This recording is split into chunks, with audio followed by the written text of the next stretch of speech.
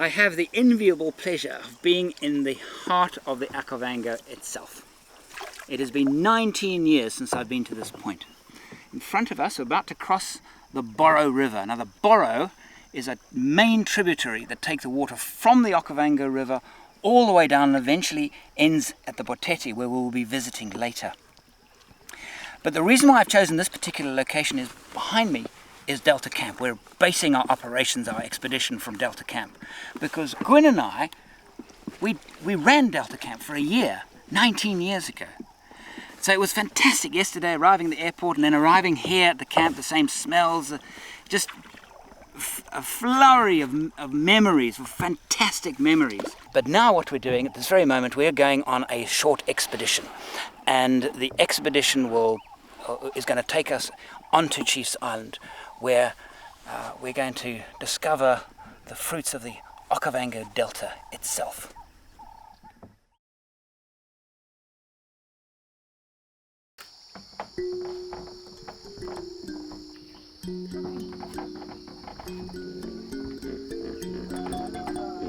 "49 days on the road and I'm taking a break. I'm well beyond the halfway mark in my journey to trace the course of the Okavango River. I've been to its very source, high in the highlands of Angola, and now poised to follow it to its end. My expedition has been halted for a short while, as I take in some well-deserved luxury in the heart of the Okavango Delta. I'm at Delta Camp, the camp that Gwyn, my wife, and I ran way back in 1991. For the next few days, Gwyn and I are going to make the most of our brief stay in this, one of the wonders of the natural world." Andrew and I used to run Delta Camp, but when it was... Oh, that side? Yeah, Yeah. a long time ago. Okay. Which year? 91. 91. Delta Camp, even before we ran it, had a reputation for being one of the finest bush lodges in all of Botswana.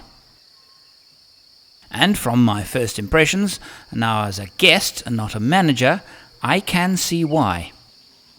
But no lodge in the Okavango is cheap to run or cheap to visit. Even the cheap ones aren't cheap. The Okavango is seen by some as an elitist destination only for the rich, unlike most of Botswana, which definitely isn't.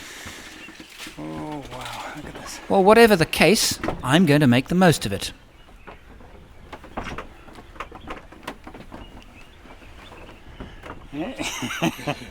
This is cool. Yeah, and there's a hammock down there as well.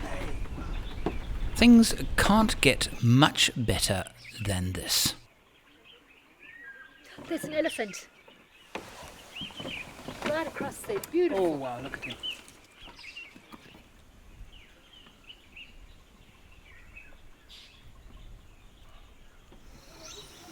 Oh, how wonderful it is to have done absolutely nothing all day and then to rest. Delta Camp, and for the most part the Okavango, isn't the best place to see game. It isn't bad, it just isn't the best. However, to experience close encounters with wild animals, it's one of the best in the world.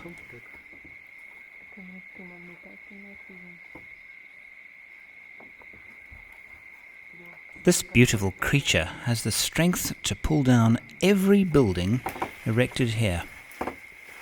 But it's actually very rare that the elephants that walk into the camp actually damage it. He seems very at peace, don't you think? And for that matter, so am I.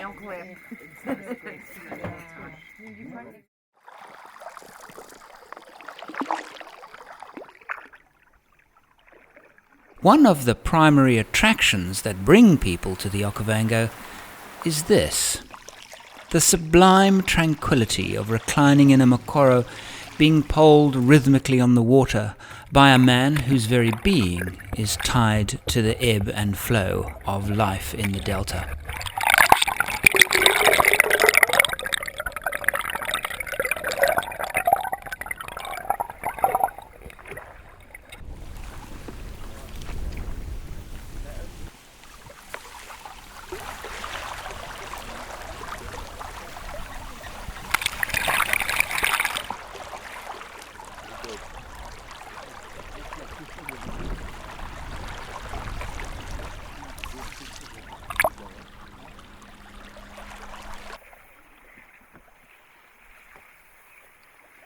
To go in search of even more close encounters, we're heading out on what is called a CIM. That's a Chiefs Island Mekoro Trail. We are slowly moving north alongside Chiefs Island, the largest landmass within the Okavango Delta. The idea is to leave the safety of the camp and set out in search of a secluded spot where we will still enjoy being looked after, but in a place well away from other people and hopefully close to the animals.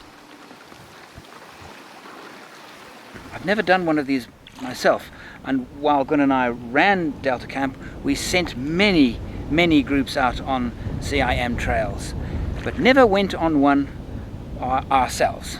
So here we go.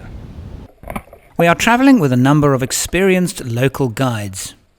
These men are rated as some of the best guides in Africa. Their knowledge and willingness to share it makes the experience one of a kind.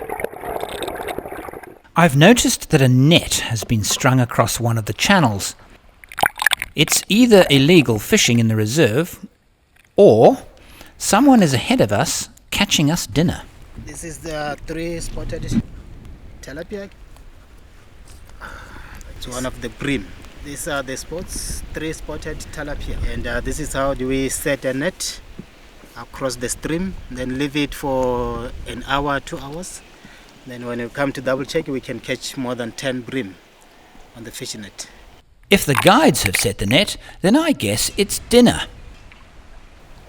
Okavango bream are one of the finest tasting freshwater fishes anywhere. These are all bream, 2 different types, red-breasted tilapia, 3-spotted tilapia.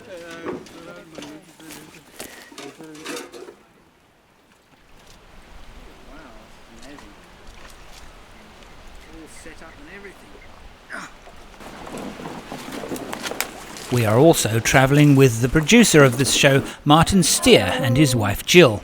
And our guide, TK, is going to be looking after us. Our lovely spot. This is our campsite for tonight. And I'm going to introduce my colleagues to you. This is our chef, Beauty. Beauty. Just met. And 2, these are all guides like ourselves. Right. Then they're gonna work together as a team with us. Okay. Okay. Yeah. SP Salpito in full. Salpito. Nice to meet you. Nice to meet you. Nice to meet you. SP. Nice to meet you. Hello, SP. Nice to meet you. Yeah. So they work as a guide. The first thing the guides do when we arrive is feed us. There's nothing wrong with that.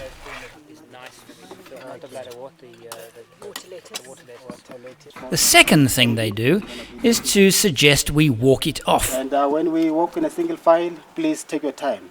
If you're very interested to taking some photos, just stop and you take your time. Let's minimize our voice. We talk but not very loud. So sometimes we can miss very special animal like cats, lions or leopard.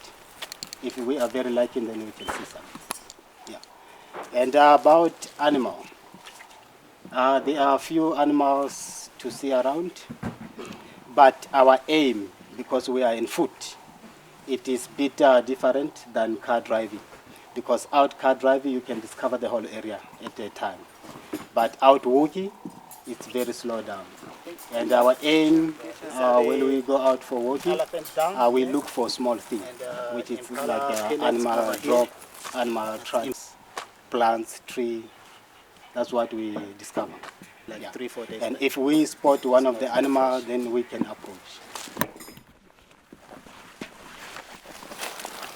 That's quite Wow, heavy. it's very That's heavy. a very heavy thing.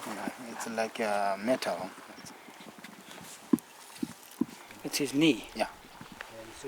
This is the last one. The front. Now tell me something. Why is it that this area, you've seen how many animals? 2 animals, 3 animals? Two. Why would they be in the same place? This giraffe dead here, and the buffalo dead somewhere.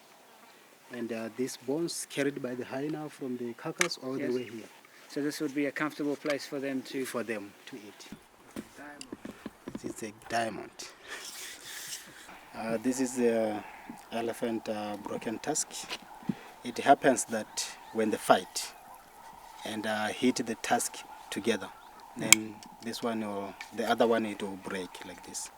Or when he tried to open up the tree by pushing this into in the middle of the tree to open it, then the tusk sometimes broken like this. Why do you call it diamond? No, I was joking. Because it's so rare. Yeah, it's so rare, and some other Ivory people is- they're selling it. Ivory is very valuable. Yeah. Especially they're selling rhino tusk, Look at that. not elephant. It's heavy, hey? Yeah, it's Solid. heavy. Solid piece of tooth. Are we allowed to keep it? No, we just putting it shame. where we find it, It's a or shame. we can picking it to the campsite and then it ends there. We cannot take this Yeah, one no, with I us. understand that.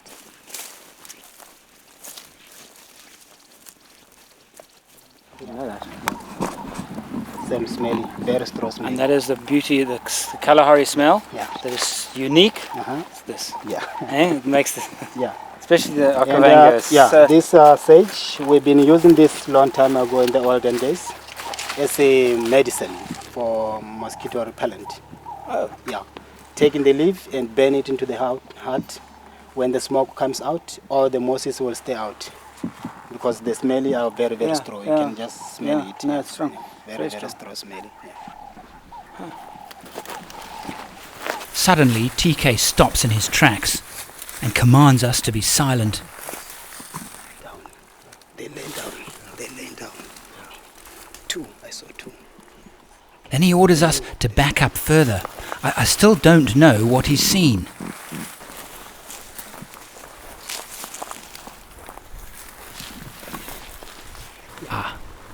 It's buffalo. You can see the tail. It's moving the tail like this. They're laying down.